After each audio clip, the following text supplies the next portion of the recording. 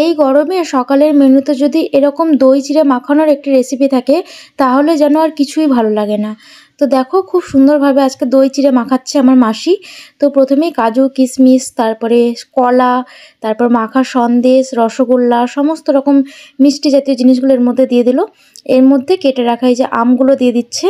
তো আম বেশ খানিকটাই দিচ্ছে, আম দিলে কি বেশ ভালো লাগে খেতে।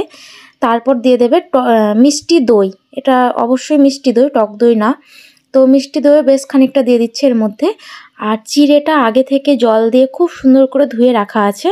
তো তার উপরে দিয়ে দিচ্ছি মিষ্টি যে মুরকিগুলো পাওয়া যায় না বাজারে, যে গুড় মাখানো যে খইগুলো আর কি, যেগুলোকে আমরা মুরকি বলে থাকি। তো সেই মুরকিও দিয়ে দিল প্রায় 2 মুঠ মতো। তো এটা দিয়ে আবার খুব সুন্দর করে মাখতে হবে। অবশ্যই আম আর কলাটাকে একদম সুন্দর করে ম্যাশ করে নিতে হবে, তাহলে ভালো লাগবে। আর স্বাদের ব্যালেন্সটা যাতে একটু ঠিকঠাক থাকে ওই জন্য সামান্য একটুখানি লবণ দিয়ে দিয়েছে। দিয়ে খুব সুন্দর করে এটাকে মেখে নেওয়ার পরে ওই যে ধুয়ে রাখা যে চিড়েটা ওটা দিয়ে দিল। তো চিড়েটা দিয়ে খুব সুন্দর করে এটা মাখিয়ে নিলেই একদম সকালের যে ব্রেকফাস্ট ওটা আমাদের রেডি। তো এইভাবে যদি তোমরা খাও এই গরমে আর কোনো কিছুই যেন ভালো লাগবে না। খুবই সুন্দর হয় এই রেসিপিটা খেতে, করে খেয়ে দেখতে পারো।